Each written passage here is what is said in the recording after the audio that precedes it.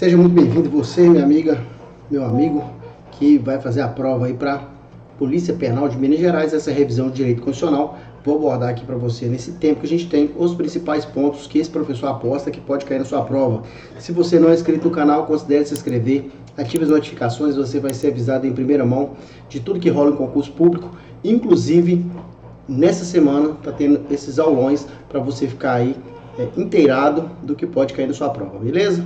Então, antes de mais nada, eu quero te agradecer por ter conseguido aí chegar até aqui nesse canal e continuar nos assistindo. E se você quiser se tornar um membro, tá a descrição tá aqui embaixo. Se ainda faltam uns dias para a prova, você ainda pode adquirir simulados ou tudo que você pode precisar nessa reta final, beleza?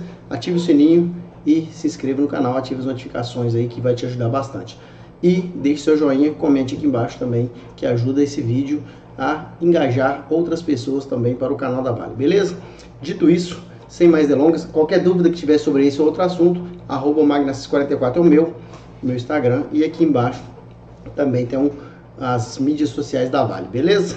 Então vamos lá. O que pode cair na sua prova? Artigo 5º principalmente, artigo 5º, artigo 37, artigo 136, 137 principalmente, e até o 141, mas o 136 e 137 tem mais questões, e o artigo 144. Parece que é pouca coisa, mas só o artigo 5º tem 79 incisos mais 4 parágrafos, por isso que você não pode deixar aí de ler essa matéria nessa reta final, beleza? Então vamos lá.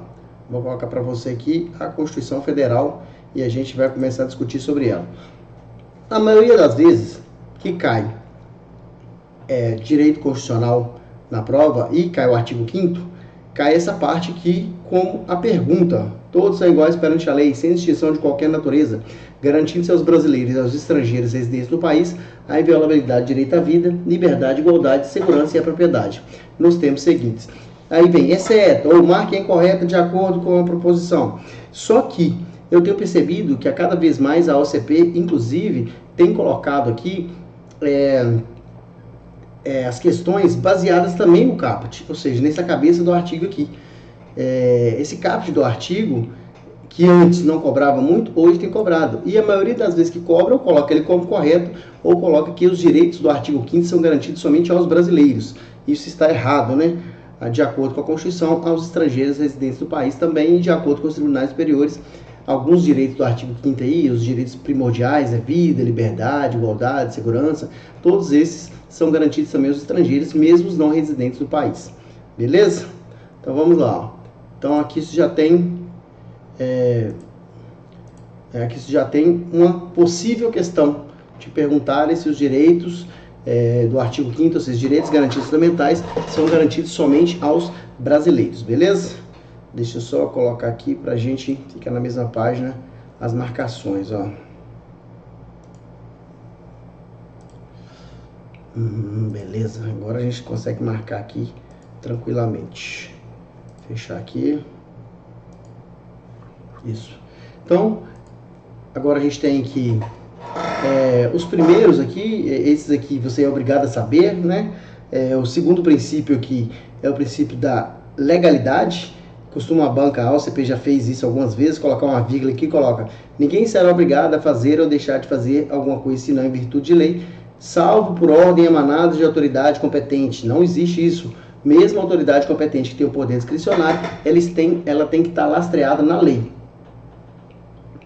Outra coisa, cuidado, tudo que tiver a ver com preso, tudo que tiver a ver com segurança pública, dentro do artigo 5º, tem grande chance de estar na sua prova. Uma delas é esses dois aqui, ó. Ninguém será submetido a tortura nem a tratamento desumano ou degradante, e a livre manifestação de pensamento, sendo vedado o anonimato. Os dois caem muito na prova. Como eles cobram o inciso 3? Geralmente eles cobram o inciso 3 colocando uma vírgula que salva em caso de... porque a maioria das pessoas sabe que a Constituição tem salvo e quer colocar salvo até onde não tem. Então, salvo em caso de guerra declarada, salvo em caso tal. Não tem salvo. Para esse caso, não tem salvo. Então, não existe exceção para a tortura. Algumas pessoas poderiam questionar: se não existe exceção para a tortura, seria a não tortura um direito absoluto? Não. Direito absoluto é aquele direito que não tem exceção. Direito absoluto é aquele direito que não pode ser relativizado. E não existe direito absoluto. Repete comigo, não existe direito absoluto. Todos os direitos podem ser relativizados, inclusive o direito à vida. Se o direito à vida pode ser relativizado, todos os outros também podem. A tortura, não tortura, é uma garantia. Então, uma garantia é que as pessoas não serão torturadas.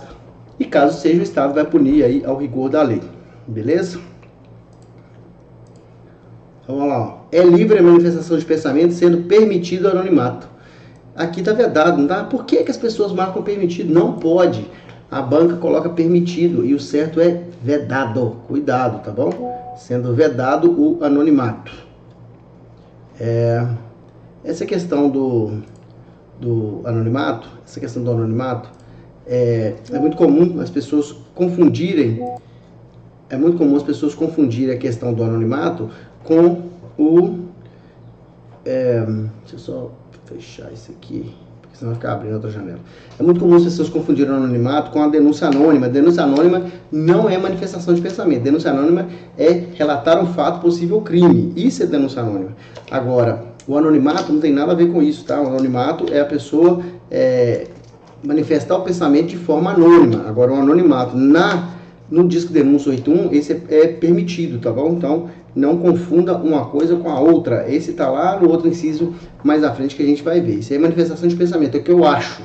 O resguardado sigilo da fonte quando necessário exercício profissional aí, ele é notícia crime. É alguém que está cometendo um crime, beleza? Ou possivelmente cometendo um crime. Então, na tela para você de novo. A gente vai descendo aqui, tá bom? Direito de resposta cai bastante, a OCP busca bastante também nas provas aí de segurança pública. Por quê? Porque hoje é muito comum as pessoas entrarem com indenização por terem as suas fotos, as suas intimidades vazadas aí na internet, inclusive pessoas presas. Pessoas presas acontece também de serem demandadas aí, aquelas pessoas que expõem, né, essas questões. Então, muito cuidado com isso. Não caia nas pegadinhas aqui, ó. Cuidado com esse além, porque a banca costuma colocar um ou aqui, ó. É assegurado o direito de resposta proporcional ao agravo, além da indenização por dano material, moral ou à imagem. O ou tá aqui, ó. Ou tá aqui. Aqui, se colocar um ou aqui, fica parecendo, a interpretação literal daria a impressão que esse direito de resposta seria excludente da indenização. Ou tem o direito de resposta ou tem indenização. E quando coloca além, ele está somando. Além da, ele está somando. O ou aqui da ideia de escolha, né? Escolha o direito de resposta ou indenização. E ambos aí podem ocorrer, depende do caso concreto. Vamos àquele que tem mais a ver com a prova de vocês. O inciso 7. Ó. É assegurado nos termos da lei a prestação da assistência religiosa nas entidades civis e militares de internação coletiva. Deixa eu só arredar aqui, porque... Não, é isso, ó. Estava cortando. Aqui parece para mim, para vocês estavam cortando. Mas agora tá de boa. O que eu falei antes era esse aqui, né? Proporcionar um agravo aqui. E é esse aqui, ó. É assegurada nos termos da lei prestação de assistência religiosa nas entidades civis e militares de internação coletiva. Grande chance de cair na sua prova, tirando aqui os militares. Militares também têm esse direito, tá? Fala que é somente civis. Se isso aí cair na sua prova, não erre, tá bom? Tá sendo avisado. Guerra avisada não mata soldado. Tá sendo avisado. Cuidado, tá bom? Se cair na sua prova, do jeito que eu tô falando aqui, tirar os militares, você tá devendo um churrasco para esse professor. Pode me chamar para sua formatura lá que eu vou, tá bom? Vamos lá. Não pode ter censura e não precisa de licença para expressão de atividade intelectual, artística, científica e de comunicação. Ou seja, não nenhuma nem outra. Censura é aquilo que acontece depois, a licença é pedir para acontecer. Não precisa de nenhum dos dois. Cuidado que a banca costuma colocar aqui. Não precisa de licença, mas pode haver censura ou não pode haver censura, que é um nome que a gente já está acostumado, o senso comum sabe, né, que não pode haver censura, e fala que precisa de licença. Não precisa, tá bom? Aqui tem, né, muito ligação com o direito de resposta lá de cima, e aqui um inciso que tem grande chance de estar na sua prova. É inviolável o sigilo da correspondência, das comunicações telegráficas, de dados e das comunicações telefônicas, salvo no último caso por ordem judicial. Ordem judicial ordem judicial, ou seja, quem vai mitigar é o poder judiciário. Então, muito cuidado com isso. Costumam mudar isso aqui para ordem policial. Não caia nessa pegadinha. Quem afasta o sigilo da correspondência, das comunicações telegráficas, de dados e das comunicações telefônicas é uma ordem judicial, nas hipóteses e na forma que a lei estabelecer, para fins de investigação criminal ou instrução processual penal. Tem que ter a ver com crime, tá bom? Não pode acontecer aí a quebra do sigilo desses acima aqui por um motivo que não seja criminal, ou a investigação na fase inquisitorial aqui, ou processual.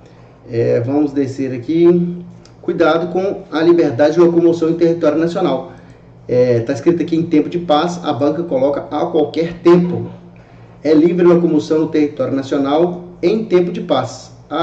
O OCP costuma colocar a qualquer tempo, podendo qualquer pessoa, nos termos da lei, nele entrar, permanecer ou dele sair com seus bens.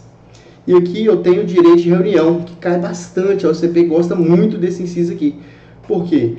Porque ele é um inciso que traz aí algumas reflexões para a gente. Primeiras reflexões relativas à atenção. Eu costumo dizer o seguinte, que existem dois tipos de questões primordiais da OCP. A primeira questão primordial da OCP, a primeira questão primordial da OCP é aquela que mede seu conhecimento, né? E essa você, ó, tá aí para você, boa prova, né? Tá cortando aqui, mas dá para você ver.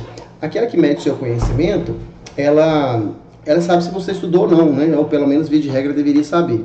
E tem aquele tipo de questão que mede a sua atenção. Então, essa questão do direito de reunião, ela pode vir as duas situações, para medir se você estudou e para medir a sua atenção. E é isso que a gente vai ver aqui, ó. Deixa eu só colocar a Constituição de novo. Ó, porque já caiu na OCP, tirando aqui a palavra sem armas para com armas. Isso aí todo mundo sabe. Só que às vezes você esquece, ou você lê muito rápido. Então cuidado, sem armas, tá bom? Esse primeiro aqui somente sua atenção. Em locais abertos ao público, independente de autorização. Se for local aberto ao público, não precisa de autorização. Não precisa. A banca costuma colocar que precisa de autorização. Só que tem alguns requisitos. Como não é um direito absoluto, que não existe direito absoluto, ela tem alguns requisitos. O primeiro é que não pode frustrar outra reunião anteriormente convocada para o mesmo local. E a segunda é que se exige aviso prévio à autoridade competente. Aqui nem fala de autoridade judiciária, porque aqui é avisar mesmo. Aqui não é dar aquele voto de Minerva, que geralmente a autoridade judiciária dá. Aqui que a autoridade precisa, é a autoridade competente, pode ser um prefeito, pode ser um governador ou um secretário, a autoridade competente que vai fazer com que aquela reunião aconteça de forma melhor possível, tá bom? E agora eu tenho aqui, ó, a associação. Cuidado, associação, grande chance de ter uma questão de associação na sua prova. A banca adora associação, a OCP, CRS, várias outras bancas aí, a FGV adora associação, porque é uma questão que eles colocam lá e fica fácil de colocar as alternativas. Então, muito cuidado com o que eu vou te falar aqui agora. Eu sei tudo de associação. Quando a gente acha que sabe todas as respostas, vai lá, a banca e muda todas as perguntas. Então, eles têm mudado o jeito de perguntar isso aqui. Só isso aqui que eu vou falar já vale o joinha nesse vídeo aqui, tá bom? O seu joinha aí, o seu like já ajuda bastante, ó. Cuidado. A primeira aqui é fácil, né? É plena liberdade de associação para fins lícitos. Aqui tem uma pegadinha que a banca costuma colocar para fins ilícitos. É claro que você não vai cair nessa, que essa é a pegadinha de atenção. Sendo vedada de caráter paramilitar. Coloca que é permitido, não pode. O poder paralelo aí, militarizado, aí, hierarquizado, não pode ter associação. Então tem duas vedações. A vedação de ter associação para fins ilícitos e a vedação dela ser paramilitar. Agora eu tenho uma questão aqui que eu quero a sua total atenção. Se você estiver fazendo isso aqui ao mesmo tempo olhando no WhatsApp, para agora e presta atenção aqui, ó. A criação de associações na forma da lei de cooperativas independem de autorização. Até aqui é fácil, né? Não depende de autorização, sendo vedada a interferência estatal em seu funcionamento. Então parece que você lendo aqui, você vai resolver lá tranquilamente, e parece que sim. Aí você cai numa prova passada há pouco tempo agora, falando o seguinte, marque a alternativa correta de acordo com o funcionamento das associações. Não pode haver associação para fins ilícitos, tá correto, vou marcar a letra A. Só que a letra B fala, não pode haver associação de caráter paramilitar. Fala, peraí, tem duas certas aqui, ué. Tem duas do jeito que está na Constituição. Aí a outra fala, a associação não precisa de autorização. Mas peraí, também está certo. Então essa questão foi mal formulada, está errado, o gabarito está errado. Não existe resposta, são todas corretas. Aí no final tá assim, a letra D, caiu há pouco tempo. É vedada a interferência estatal. Aí eu te pergunto, qual das quatro está correta? Aí você tem, quando a pergunta parece que não tem resposta, você volta lá na pergunta de novo e dá uma lida. Provavelmente, ou existe um erro mesmo, pode acontecer, ou provavelmente você não entendeu o que está sendo perguntado. E a pergunta dessa banca era o seguinte, qual a resposta correta de acordo com o funcionamento? De acordo com o funcionamento, não pode haver interferência estatal, então só a letra D está correta, porque as outras não é de acordo com o funcionamento, é de acordo com a criação. Essa é uma pegadinha nova, que só dessa aí você só vai ver na Vale, tá bom? Pode pesquisar aí no YouTube, que você não vai ver essa dica do jeito que eu tô falando aqui. Eu estou falando porque eu também estudo para dar aula, tá bom? E eu não encontrei. Se você encontrar, você me fala no @magnacis44. Vamos lá. Ainda falando de associação, ó. Cuidado com o funcionamento que eu falei tá aqui, né? Agora, a gente já falou como é que cria, como é que faz para criar, que não precisa de autorização, não pode ter caráter paramilitar, não pode ter fins ilícitos. A gente já falou que uma vez criado, o Estado não pode interferir. E para acabar com a associação? E para suspender o seu funcionamento? Suponhamos que a associação X foi criada para fins lícitos, mas depois ela está explorando aí jogos de azar. Ou seja, os fins dela agora estão ilícitos. Essa associação, ela pode ser suspensa? Se você falar que não, aí você está falando que existe um direito absoluto. E não existe, né? Qualquer direito pode ser relativizado de acordo com o caso concreto. Vou colocar aqui pra gente. Ó, então eu tenho duas situações. Elas podem ser dissolvidas, um aluno me perguntou, professor, e se as pessoas quiserem acabar com a associação? Aí pode, não tem problema. Aqui é compulsoriamente dissolvida, sem a pessoa querer, sem os associados quererem, né? É o Estado, né, interferindo, que fala que não pode interferir, porque está fora, né, daquele propósito que ela foi criada. Então, compulsoriamente dissolvida, você acabar com ela ou ter as suas atividades suspensas por decisão judicial. Para acabar ou para suspender as atividades, eu preciso de uma decisão judicial. Só que no primeiro caso, tem que ter o trânsito julgado. Qual que é o primeiro caso? Dissolvidas. Então, para dissolver a associação compulsoriamente, ou seja, sem a vontade das partes aí, ou seja, só com o juiz, eu tenho que necessariamente ter o trânsito julgado. O que é o trânsito julgado? Não pode caber mais recursos. Atividades suspensas também é decisão judicial, mas ainda cabe recurso. Enquanto couber recurso, ela não pode ser dissolvida. E agora tem duas aqui de associações que falam: ninguém poderá ser compelido a associar-se ou permanecer associado. O direito aí da pessoa tem a garantia, né, que o Estado dá, que ninguém vai te obrigar a associar ou permanecer associado. E aqui fala que a associação, quando ela é previamente autorizada, ela tem legitimidade para representar seus filiados judicial ou extrajudicialmente. O que a banca costuma colocar? Costuma colocar que não precisa de autorização expressa, ou costuma colocar que ela pode representar os filiados só judicial ou só extrajudicial. Uma vez autorizada, e essa autorização tem que ser expressa, a banca costuma colocar a palavra tácita aqui, que muita gente marca porque não sabe o que é tácita. Tácita é o contrário de expresso, né? Então, expresso tem que manifestar a vontade aí. É garantido o direito de propriedade. Isso aqui é fácil, né? Função social também, fácil. A propriedade tem que atender a sua função social. Então, você já começou a perceber que o artigo 5º é um artigo muito importante. Quase todos os incisos aí são super caidores de prova.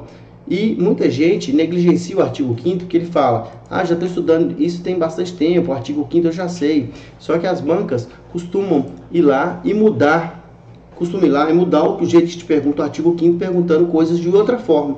E o aluno acaba se complicando num assunto que seria fácil. Aqui eu tenho a desapropriação, que pode ocorrer por 3 motivos, né? Por necessidade, utilidade pública ou interesse social, e mediante justa e prévia indenização em dinheiro. ressalvados os casos previstos nessa Constituição, isso que caiu na última prova, e o caso previsto aqui é quando a pessoa usa, né, a terra para plantar aí plantas psicotrópicas, ela pode perder a sua terra sem indenização. Mas para você não estar isso no seu edital, apesar de não estar no último também, mas o último era outra banca, e aqui pode cair para você dessa forma. O que eles podem mudar aqui? Que a indenização não seria em dinheiro, seria em título da dívida pública, que essa indenização seria posterior, tá errado, né? A indenização é prévia, ou seja, ela é antes, e ela tem que ser em dinheiro. E no caso do uso do bem particular pelo poder público, aí é o contrário, né? Só vai ter indenização se houver dano, por isso que essa indenização é ulterior. Diferente da desapropriação, onde a pessoa perde totalmente aí o acesso ao seu bem, nunca mais ela vai morar naquela casa, nunca mais ela vai ter aquele carro, ela perdeu, desapropriou-se. Agora, no caso aqui, em tela, do uso, a pessoa só perde a posse, é momentânea. Então fala o seguinte, ó, poderá usar de propriedade particular assegurada ao proprietário indenização ulterior se houver dano, ou seja, se houver dano. Se não houver dano, tem que devolver o bem e tchau e benção. Vamos pular aqui, né, para onde a gente acha que tem mais chance de ter prova. Cuidado, ó. Gratuitos, independente de pagamento de taxas, a todos, tá? Direito de petição aos poderes públicos em defesa dos direitos ou contra a legalidade ou abuso de poder e obtenção de certidões e repartições públicas para a defesa dos direitos e esclarecimentos de situações de interesse pessoal. Cuidado, a OCP tem a mania de colocar públicas e privadas onde é somente públicas. Então, cuidado, costumam colocar a obtenção de certidões em repartições públicas e privadas. Como é que você vai lembrar disso aqui? Se você pensar, você não paga certidão via de regra no cartório? Tá aqui, ó. Você não paga certidão via de regra no cartório? Então, é importante que você lembre disso aqui, tá? Não tem privadas aqui, é só pública. E cuidado também, o que eu vou falar aqui, ó. Não haverá juízo ou tribunal de exceção. Tribunal de exceção ou juiz de exceção não pode haver, proibido. É aquele tribunal criado para julgar aquele criminoso ou aquele crime, não pode. Aí é sorte ou azar, o princípio do juiz natural, né, para garantir a imparcialidade aí do juízo. Então eu não posso ter aí aquela situação onde a pessoa vai ser escolhida para ser julgada no lugar tal. É sorte ou azar. Então muita gente marca essa aqui pensando nesse parágrafo 4º aqui, ó. O Brasil se submete à jurisdição do Tribunal Penal Internacional, cuja criação tenha manifestado adesão. Então, muito cuidado com isso aqui. Se for Tribunal Penal Internacional e o Brasil tiver manifestado adesão, pode ocorrer. Tribunal Penal Internacional, ok. Tribunal ou juízo de exceção, não pode, tá bom? Não pode. Esse aqui, ó, é proibido, não pode. Tribunal Penal Internacional, ok. Então, vem cá. Ó. Não confunda, mais uma vez, não confunda o Tribunal Penal Internacional, esse pode, se o Brasil tiver manifestado adesão, artigo 5º, parágrafo 4º. O artigo 5º, parágrafo 37, não pode. Tribunal de exceção, juiz de exceção, não pode. Combinado? Agora a gente vai falar do júri. O júri, ele julga somente os crimes dolosos contra a vida. Cuidado, a banca costuma colocar dolosos e culposos contra a vida. São somente os crimes dolosos, aquele onde houve a intenção de cometer o crime ou pelo menos se assumiu o risco de cometê-lo. Então, muito cuidado com isso. Não são crimes dolosos e culposos, são somente os crimes dolosos contra a vida. Leia-se homicídio, infanticídio, induzimento ao suicídio. Alguém vai falar feminicídio. Feminicídio é homicídio qualificado. E latrocínio não é um crime doloso contra a vida. Então, se a OCP trouxer latrocínio como um caso, não vai ser julgado no tribunal do júri. Combinado? E, além dessa característica, né, competência para o julgamento dos crimes dolosos contra a vida, o tribunal do júri são pessoas escolhidas na sociedade, né, 7 pessoas ali que sentam, ouvem a defesa, ouvem a acusação e no final tomam aí um partido se vão ou não condenar aquela pessoa que está ali na berlinda. Só que no Brasil, diferente dos filmes que as pessoas costumam enxergar, ver aí, principalmente filme norte-americano, um jurado não sabe o que o outro vota. Então, muito cuidado, sigilo das votações. O que um jurado vota, o outro não sabe. E se for 7-0, nunca vai chegar no 7-0. Chega no 4º voto, queima os demais, se aquele voto ali for unanimidade, né? Se até o 4 já deu, não precisa aí de abrir os demais. Se for dando um, aí vai ter que abrir todos, mas ele não vai saber quem votou em qual, porque não tem assinatura. Preenche um papel, coloca numa urna ali, e depois vão abrir e não sabe quem fez o quê. Dito isso, tem outra característica do júri que eu quero que você veja comigo. Sigilo das votações, competência para os crimes, para o julgamento dos crimes dolosos contra a vida. Cuidado, não são culposos. Então, acha comigo aqui o que está faltando, ó. Tá aqui, ó. Plenitude de defesa. Como são pessoas não formadas em direito, não são juízes, são apenas juízes leigos, né? Não são juízes togados, são juízes leigos. A defesa tem que poder usar de todos os meios para poder convencê-los de que o seu cliente ali ou fez em devidas circunstâncias ou não fez o crime, não cometeu. A pergunta é, pode-se então, diante do atributo de plenitude de defesa do júri, pode-se então criar aí uma situação onde uma prova ilícita vai ser aceita? Não, porque existe uma previsibilidade para proibir, né, a prova ilícita. Então, muito cuidado isso aqui, tá? A plenitude de defesa não garante que pode ser usado prova ilícita. E tem aí o sigilo das votações, a gente falou, e tem a soberania dos vereditos. Somente um júri pode anular outro júri. O juiz não pode vir aqui e condenar uma pessoa que foi absolvida pelo júri ou absolver uma pessoa que foi condenada, porque de nada adiantaria eu ter o júri ali, né, que é um crime que qualquer um pode cometer, que é o crime de homicídio, infanticídio, induzimento a suicídio, e depois o juiz vir reformar essa sentença. Não adiantaria nada, né, colocar na mão da população e depois o juiz ele decidir, o que pode anular um júri. A segunda instância do tribunal do júri é outro tribunal do júri. Somente um tribunal do júri pode anular a sentença do outro. Foi julgado aqui na cidade X, recorreu e quer ser julgado de novo, vai julgar na cidade Y, aquele veredito final ali que vai valer. Princípio da anterioridade da lei penal. Para que uma coisa seja definida como crime, tem que estar em alguma lei que comine uma pena. E tem que ter prévia, né?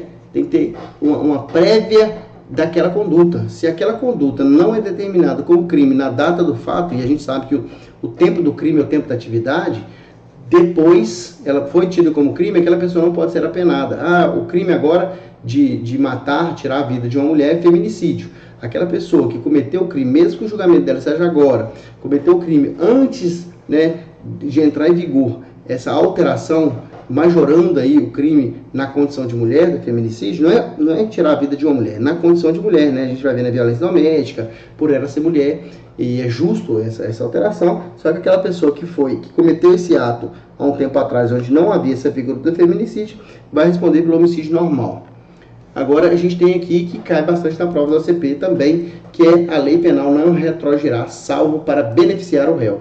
Ou seja, a lei penal, a OCP costuma mudar para a lei processual penal. A lei processual penal não está aqui, a lei penal. A lei penal não retroage, ou seja, não age no passado, a não ser para beneficiar o réu. Não pode prejudicar o réu.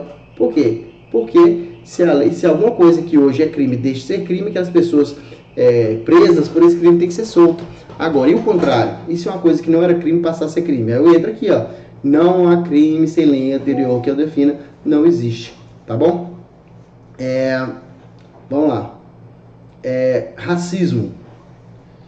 Racismo, ação de grupos armados. Então, vem cá. Vamos, ó. Racismo, ação de grupos armados são inafiançáveis.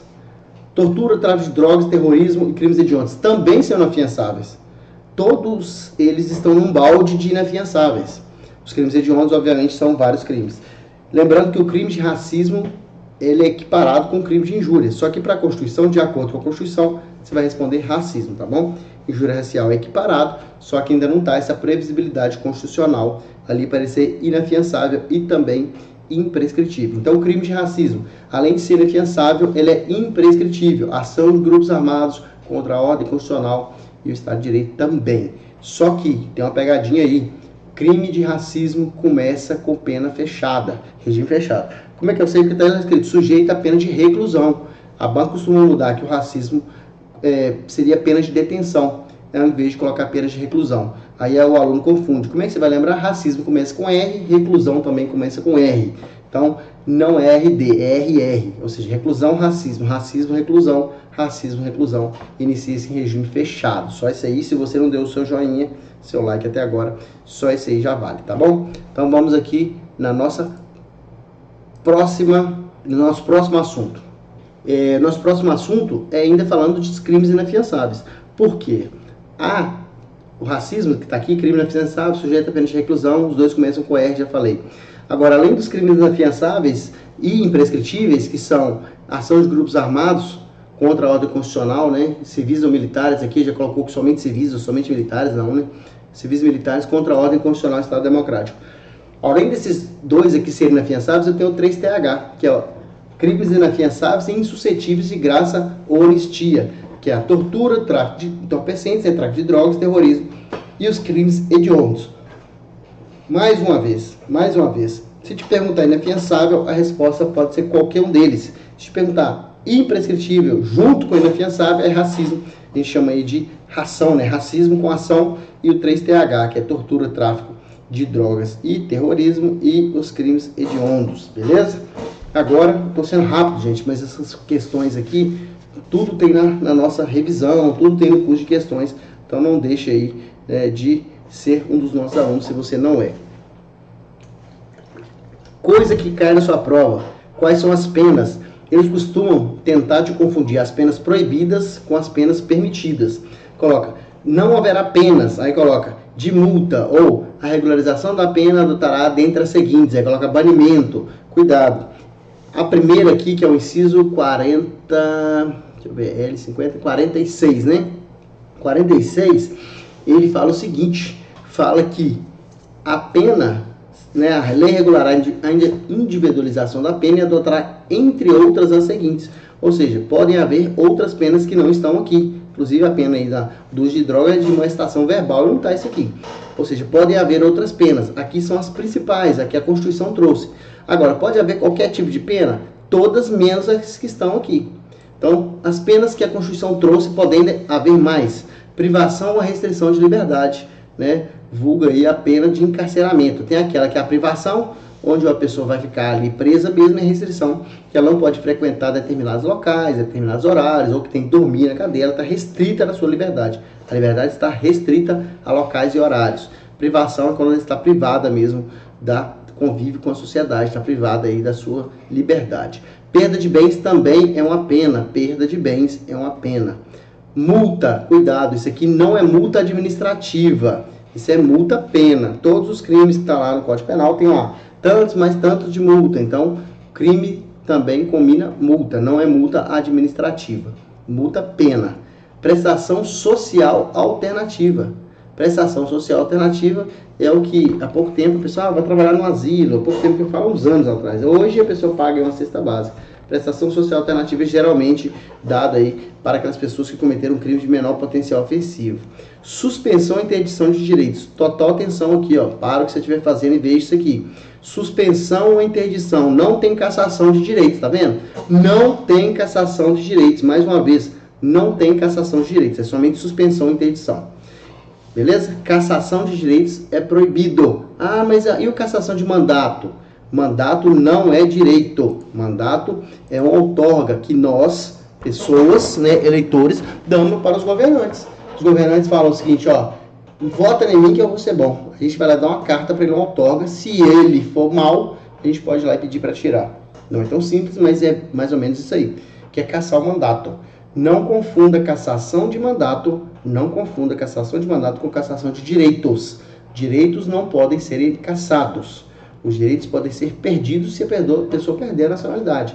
Ou se a pessoa tiver aí uma capacidade civil, uma incapacidade civil absoluta, a pessoa, sei lá, está em coma e ela pode perder aí pode perder aí algum direito. Direito, por exemplo, de voto, se a pessoa não tem condições mais de exercer a vida civil por, né, uma involuntariedade, né, aquele que a pessoa não tem condição de controlar. Mas não existe cassação de direitos. Anote assim, não existe cassação de direitos. A banca costuma colocar suspensão ou cassação de direitos.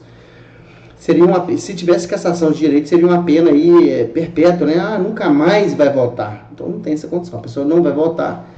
Cassação dos direitos políticos é proibida, inclusive está previsto na própria Constituição. A pessoa só não vai votar naquele tempo que ela está cumprindo a sua pena, que é a pena aí de sentença, depois ela passa de novo a ter os direitos, ou seja, o direito foi suspenso. Beleza? Vamos lá. Não haverá penas. Agora são as penas proibidas. Podem haver outras penas, desde que não sejam essas. Essas nenhuma lei infraconstitucional pode trazer. Não haverá penas de morte, salvo em caso de guerra declarada. Ou seja, a única pena aqui que tem exceção é a pena de morte, e está colocando aqui salvo em caso de guerra declarada, beleza? Ou seja, pode haver pena de morte nos casos de guerra declarada. Se o Brasil entrar em guerra, pode haver a pena de morte. Artigo 84, inciso 19, será por fuzilamento, tá bom?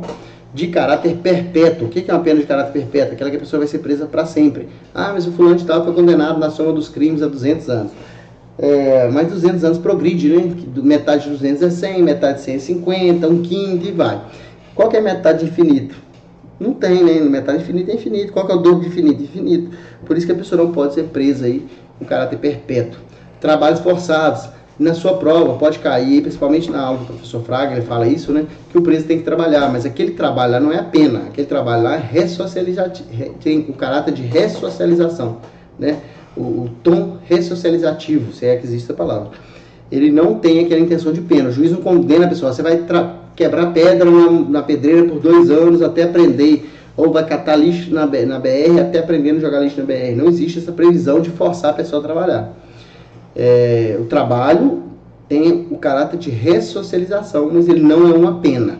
Pena de banimento. Não pode ter pena de banimento, que é mandar para fora do Brasil, né? Não pode ter pena cruel. Cuidado, pena cruel é subjetivo.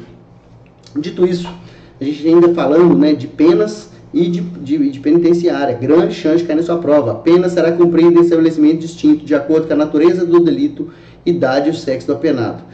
Cuidado, não tem escolaridade aqui, ó. Tem natureza do delito, não funciona na prática, mas, né, tá aqui para cair na sua prova. Ó. Natureza do delito, idade. Ou seja, pessoas que cometeram o mesmo tipo de crime, a mesma modalidade de crime, deveriam ficar presas juntos. E quem não cometeu deveria ficar em outro local. Só que, infelizmente, não conseguimos fazer isso, né? Já é muito caro manter as pessoas presas. Se tivesse que ser separado, seria ainda mais caro. Idade também não funciona, né? Tem preso aí de 18, preso com pessoa de 60 anos ou mais. E sexo do apenado. O único que funciona é sexo do apenado, porque seria inviável, né, prender homens e mulheres juntos. Mas aí a banca costuma colocar uma vírgula aqui, costuma colocar assim, escolaridade. Escolaridade não é um critério, tá bom? É assegurado aos presos integridade física e moral, nem precisava estar aqui na Constituição, mas cair na sua prova vai cair como correta, vai por mim. Das presidiárias, ó, as presidiárias serão asseguradas, as presidiárias, né, a elas, serão consideradas asseguradas condições para que possam permanecer com seus filhos durante o período de amamentação. O que a banca costuma mudar? Coloca período de infância. Ainda falando, ó, são inadmissíveis no processo as provas obtidas por meios ilícitos, tá bom? E agora, falando aqui dos remédios constitucionais. Chance de ter algum remédio constitucional na sua prova é grande, né? Então vamos lá, remédios constitucionais. Rapidamente aqui, a gente tem aula só disso, então não vou me delongar mais, tá? Habeas corpus, direito de ir e vir. Então, toda vez que a resposta for habeas corpus, tem que ter a ver com liberdade de locomoção, direito de ir e vir. Habeas data é para conhecimento de informações relativas à pessoa do impetrante, não é para conhecimento de informações terciárias. Eu sou repórter, quero saber quanto que a prefeitura gastou com X. Não, isso aí é mandado de segurança. Agora, se a informação é relativa a mim e eu quero ter conhecimento e está sendo me negado esse conhecimento, eu fui no SPC e queria a minha ficha, não me deram a minha ficha. Fui no hospital e queria o meu histórico hospitalar, não me deram. Fui na escola e queria eu queria meu histórico lá, falou que eu estou devendo na faculdade, que eles não podem me passar o histórico. Tudo isso é reter dado seu. Se você estiver querendo a certidão, a resposta é mandado de segurança. Agora, se estiver te negando o conhecimento desses dados, habeas data. Habeas data também serve para retificar. Eu tenho conhecimento do dado, sei que está errado e quero que retifique. Ah, mas e se a faculdade for privada? E se o hospital for privado? Não é o SPC privado? Não importa. Se é um banco de dados de caráter público e não entende de caráter público, qualquer pessoa pode consultar. No SPC, por exemplo, tem que pagar. No hospital, só os médicos têm acesso, né? Quem trabalha no hospital. Na escola, os diretores, os professores têm acesso, ou seja, é um banco de dados público. Se é um banco de dados público, não quer dizer que é aberto a todos, tá? E você pode entrar com a habeas data. Lembrando que pode ser usado para retificar com E, tá? Não, retificar com E não é ratificar, é o mesmo que consertar com S. E consertar com C é de conserto, né? De tocar música. habeas data, habeas corpus. E o mandado de segurança? O mandado de segurança é para proteger direito líquido e certo não amparado por habeas corpus e habeas data. Entende-se por aí que o habeas data e o habeas corpus também protegem um direito líquido e certo, mas são direitos líquidos e certos exatos. Um é o direito de ir e vir e o outro é a retificação e o conhecimento desses dados. Então, se a banca usar a expressão direito líquido e certo, não vai cair na pegadinha achando que só porque está escrito líquido e certo que ele, em tese, a resposta é mandado de segurança. Se falar, fulano de tal foi cerceado do seu direito de ir e vir, que é um direito líquido e certo, qual o remédio constitucional cabível? Aí você vai falar, não, é mandado de segurança, porque não está líquido e certo. Não, o direito de ir e vir também é um direito líquido e certo. Então não é só porque está escrita a expressão líquido e certa que a resposta é mandado de segurança, porque pode ser o direito líquido e certo de conhecimento das suas informações relativas à sua pessoa. Cuidado, tem que estar direito líquido e certo, não amparado por habeas corpus e habeas data, que se for um direito líquido e certo de ir e vir, conhecimento ou retificação de dados, você é obrigado a entrar com o habeas data ou habeas corpus, se assim quiser fazer, mas não pode entrar com mandado de segurança, né, porque não tem pertinência aí, temática de acordo com a Constituição. Então, falando ainda de remédio constitucional, a gente tem o mandado de segurança coletivo, que na maioria das vezes que cai o mandado de segurança coletivo, ou cai um caso concreto, falando que a pessoa não conseguiu ter acesso àquele direito que seria líquido e certo, ou cai quem são os legitimados para, né, mover, propor aí um mandado de segurança, entrar com mandado de segurança, né, entrar com mandado de segurança coletivo. A gente tem duas classes de legitimados. O primeiro é o partido político com representação no Congresso Nacional. O Congresso Nacional é a união das duas câmaras, né, Câmara dos Deputados e o Senado Federal. Então, o partido político que quer, né, entrar aí com um mandado de segurança coletiva, ou seja, em nome de várias pessoas, para, né, resguardar o direito líquido e certo de um grupo de pessoas, esse partido político tem que ter, no mínimo, ou um senador ou um deputado. Olha a expressão que eu usei, ou, se é um deputado ou um senador. Se tiver os dois, também não importa, desde que tenha um deles. Já que é o caso concreto na prova, falando que aquele partido só tinha um senador. Por isso, ele não poderia propor o mandado de segurança coletivo, dado que tem que ter representação no Congresso Nacional. Para ter representação no Congresso Nacional, tem que ter um senador e um deputado. Isso é mentira. Representação no Congresso Nacional, que pode ser um ou outro, tá bom? E eles costumam colocar representação na Câmara dos Deputados, que também está errado. É no Congresso Nacional, que é aquela junção ali dos dois, né? No Brasil, o Congresso Nacional, ele é bicameral, né? Ele tem a parte do Senado, que representa os estados, e a Câmara dos Deputados, que representa o povo. Então, sem mais delongas, mandado de junção. Mandado de junção é quando falta a norma regulamentadora. Quem é meu aluno sempre sabe que eu sempre uso essa analogia e sempre vai fazer sentido na minha cabeça e na cabeça de quem eu converso também. Você está aqui do lado de cá e quer passar para o lado de lá, e o Estado falou que vai fazer uma ponte chamada regulamentação, uma norma. Ó, você tem o direito a tal coisa, a colocar o seu filho na creche quando você é o trabalhador. Se você trabalha, você tem o direito de matricular o seu filho na creche para outra pessoa olhar o seu filho, creche pública, enquanto você trabalha. Você tem esse direito. E o Estado falou, na forma da lei, ou seja, será feita uma lei, quem, né, vai ter prioridade, em que hora que a escola vai funcionar, e o Estado não fez essa lei, um exemplo, tá? E você não consegue exercer aquele direito. Falta uma norma regulamentadora. Você não pode ser prejudicado por uma lei que o Estado, uma norma, uma regulamentação que o Estado falou que ia fazer e não fez. E você pode entrar com mandado de injunção, cobrando o Poder Judiciário aquilo que o Poder Legislativo ou o Poder Executivo, através de um decreto, poderia ter feito e não fez. Então é a sua ponte, né? Eu quero atravessar, o Poder Legislativo não fez, o Poder Executivo, o Poder Judiciário vai lá e faz uma ponte provisória. Então toda vez que na questão falar que falta norma regulamentadora, a resposta é, e falar de um remédio, obviamente, a resposta é mandado de junção. Se te perguntar de acordo com o que está escrito na Constituição, está fácil. Se tiver um caso concreto, tem que deixar bem claro que a pessoa não conseguiu chegar ao direito por falta de norma, ou legislação pertinente, tá bom? E agora a gente tem o último aí, que eu quero a sua total atenção. Para mover ação popular, propor ação popular, tem que ser cidadão. Tá escrito, cidadão. Ah, não, mas falou que o cara é vereador, não falou que ele é cidadão, isso está implícito. Se eu falo que o cara é eleitor, ele é cidadão. Se eu falo que ele é vereador, ele é cidadão. Se eu falo que ele é deputado, ele é cidadão. Então, a banca não pode trazer a expressão qualquer pessoa. Então, se a banca trouxer qualquer pessoa, está errado. Qualquer cidadão está certo, beleza? Então, outra coisa, 0800, habeas corpus e habeas data são gratuitos. Habeas corpus e habeas data, independente da pessoa ser milionária, habeas corpus e habeas data gratuitos. E, via de regra, os outros são pagos. A ação popular, ela não está lá junto com o habeas corpus e habeas data, porque ela tem um quesito. Se a pessoa tiver de má fé, ela vai pagar aí as custas judiciais e também o ônus da sucumbência com o advogado da parte contrária.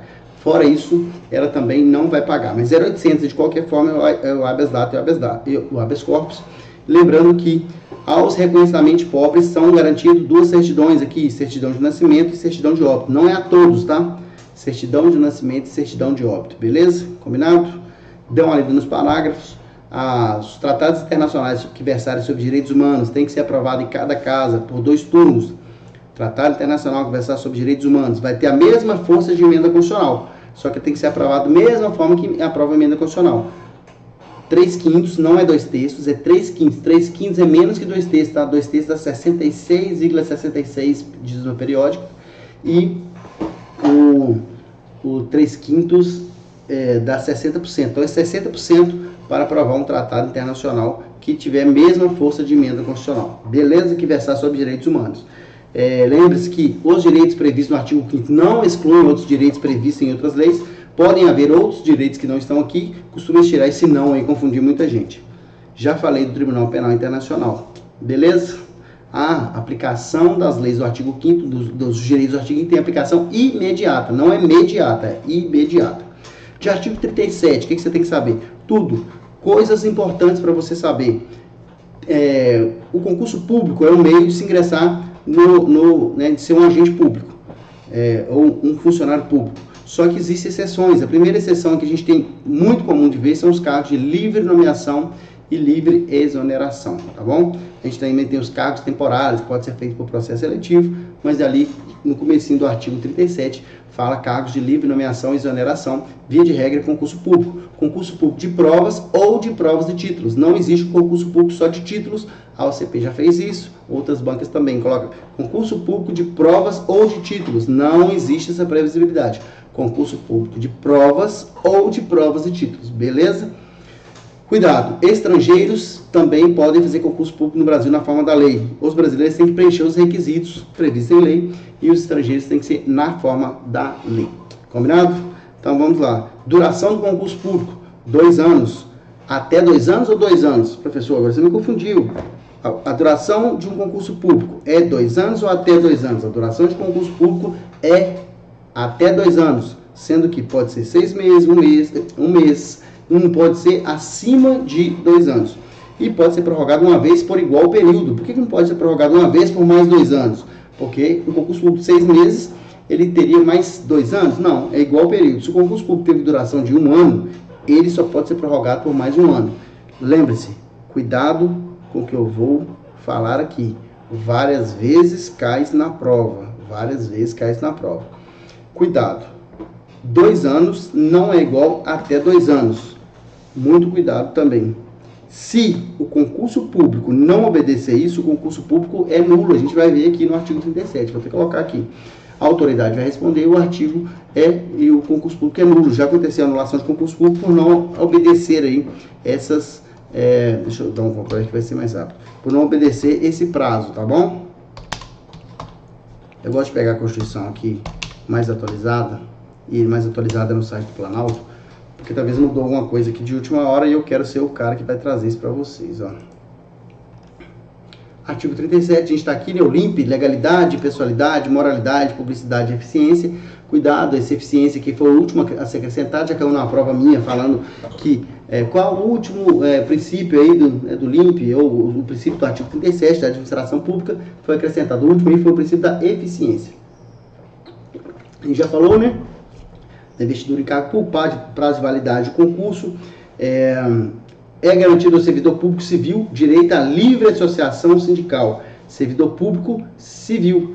O servidor público militar não tem. Servidor militar não pode nem fazer greve, nem ser associado, tá bom? Nem ter associação sindical. Dá uma lida na remuneração aqui, isso faz muita diferença para sua prova. Cuidado com a acumulação de cargo público, sendo que artigo 37 pode cair na sua prova, o 38 em diante não pode cair, porque a banca colocou lá, artigo 37. Acumulação de cargo público. Via de regra, não se pode acumular cargo público. Eu conheço um cara que dá aula em 3 escolas. Mas se for escola particular, uma pública e 2 particular, ou 2 escolas públicas, a gente vai ver que tem exceção. Mas se for escola particular, o tanto que ele aguentar. Acumulação de cargo público é a pessoa ser concursada ou ter aí, né, ou ser um cargo de confiança, função de confiança, aí, um livre nomeação e exoneração, tem que ser nas exceções aqui. Então, eu tenho a regra fala que não pode acumular cargo público, e as exceções vêm, ó, 2 cargos de professor, um de professor com outro de qualquer natureza. Essa redação foi dada aqui em 2025, é novinha, por isso que eu gosto de trazer aqui, né? Ó, deixa eu pegar aqui para você, ó. Antes falar um cargo técnico científico, agora fala de qualquer natureza, tá bom? Vou até copiar isso aqui e pra gente já colocar essa autorização aqui, ó. É vedada a acumulação remunerada de cargo público, exceto quando houver compatibilidade de horários, observado o disposto no inciso 11, ou seja, o inciso 11 é o teto, ninguém pode ganhar mais que o ministro do STF. E aqui fala, um cargo de professor com outro de qualquer natureza, 2 cargos ou empregos privativos profissionais de saúde com profissões regulamentadas, ou seja, com outro de qualquer natureza. Cuidado que essa redação foi dada aqui, ó, novinho, deixa eu ver até a data que saiu isso aqui, ó. 19 de dezembro de 2025, né? Hoje é 18 que eu tô gravando essa aula, tem menos de um mês quando eu tô gravando essa aula aqui, tá bom? Então vamos lá. Por isso que eu gosto de pegar aqui, se cair isso aqui e você acertar isso aqui por minha causa, você vai me chamar para sua formatura, tá bom? Tô te intimando aí, se você for da nossa região aqui, eu vou atrás de você, ó, te cobrar. A proibição estende-se a empregos e funções também, não é somente aos empregos públicos. Cuidado, dá uma lida aqui também, tá bom? E o prazo de duração do contrato, isso aqui, tranquilo. Artigo 37, você vai dar uma lida até aqui. Agora eu quero chamar a sua atenção aqui, se estiver fazendo alguma coisa, agora você tem que entender. Diferença de estado de defesa para estado de sítio e o artigo 144. A OCP tem grande chance de te cobrar alguma questão de estado de defesa e sítio. Você não falou nada. Eu estou te falando. Porque tem muitas provas, a FGV faz muito isso, que coloca estado de defesa e estado de sítio no edital e não tem questão. É muito comum ter lá copiado e colado lá tudo e colocar. Mas a OCP, estou sentindo aqui na minha bola de cristal, que a OCP vai trazer uma questão de estado de defesa e estado de sítio. E na minha bola de cristal aqui ainda está dizendo que essa questão que vai cair, anote isso aqui, ó. Dá o print disso aqui, grava isso que eu tô te falando. Se eu acertar, beleza. Se eu errar, você esquece. Mas eu vou acertar, tá bom? Vou acertar porque minha bola de cristal é boa. Vai que é uma questão de estado de defesa e estado de sítio. E te perguntando, não, obviamente, qual a diferença? Colocando a diferença de um para o outro. Que no estado de sítio é isso, no estado de defesa é aquilo. Vai que é uma questão de estado de defesa e estado de sítio. E nela, você vai ser testado se você sabe a diferença do estado de defesa para o estado de sítio. Então a gente vai fazer essa diferenciação aqui rapidamente, que a gente tem pouco tempo. A gente tem que falar do artigo 144 ainda. Estado de defesa, o presidente decreta. O presidente decreta, ouvido o Conselho Nacional e os conselhos, né? O Conselho Nacional e o Conselho da República. Cuidado. Ele decreta e depois manda para o Congresso Nacional apreciar em 24 horas. O Congresso Nacional, ele tem que mandar para o Congresso em 24 horas e o Congresso Nacional tem 10 dias para apreciar. E o estado de defesa continua valendo. Se o Congresso Nacional falar, não, a gente não concorda com isso, aí ele passa a não valer mais, ou seja, ele cessa imediatamente. Mas ele continua valendo. Diferente do estado de sítio, que o presidente da República pede o Congresso Nacional para que ele possa decretar. Quem decreta ainda é o presidente. Minha mão está tudo sujo de pincel que eu estava usando aqui, tá? Então ele decreta o estado de defesa e pede para decretar o estado de sítio. O estado de sítio ele pede, mas quem decreta é ele. Se o nome é decreto, é o executivo que faz, tá? Quem decreta é o presidente. Muita gente acha que o executivo vai pedir ao Congresso Nacional para decretar. Não, quem decreta é o presidente. Só que no estado de defesa, ele decreta, manda para o Congresso Nacional em 24 horas, eles têm 10 dias para deliberar. Eles estão em recesso, chamam, dentro de 5 dias para deliberar em 10 dias, contado da data de recebimento. Não é contado da data que eles se reuniram, não. O presidente falou hoje, ó. Hoje é dia 1º, exemplo. Amanhã ele manda, dia 2. Quando eles voltam do recesso, suponhamos que eles estejam em recesso, eles já têm ali um prazo muito curto para decidir, que conta da data do recebimento. Combinado? Combinado? Outra coisa, e o estado de sítio não, tá? O estado de sítio ele pede o Congresso Nacional, o Congresso Nacional fala no ok, ele decreta o estado de sítio. E se estiver em recesso, também chamam para se reunir imediatamente, aí é chamado pelo presidente do Senado Federal. Outra coisa, no estado de defesa, tem renovação uma única vez, pode ser de até 30 dias, renovado uma única vez por igual período.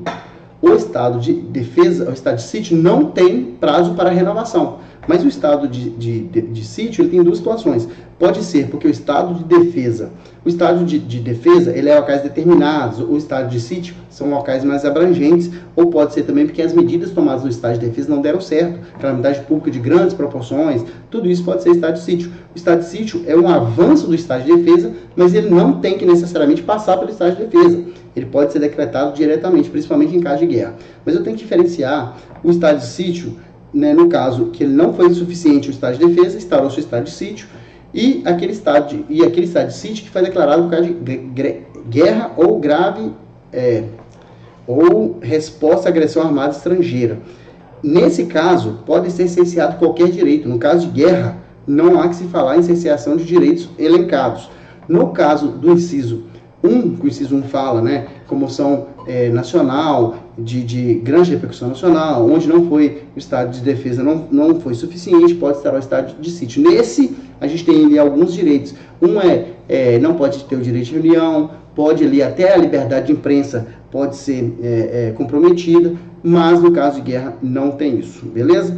De estado de defesa e estado de sítio, pega um quadro comparativo, compara os dois, estuda isso. A gente tem aula só disso aqui, eu não posso ficar uma hora falando disso, que a gente tem aí 3 minutos para fechar isso aqui, beleza? Então, fechando isso aqui, artigo 144, o que você tem que saber? Tudo, mas primordialmente aquele em que você está apto a exercer, está pronto para exercer. Você não estudou? Você não quer ser polícia penal? Tem que saber. Na Constituição, onde a Constituição trata da Polícia Penal. Artigo 144, inciso 6.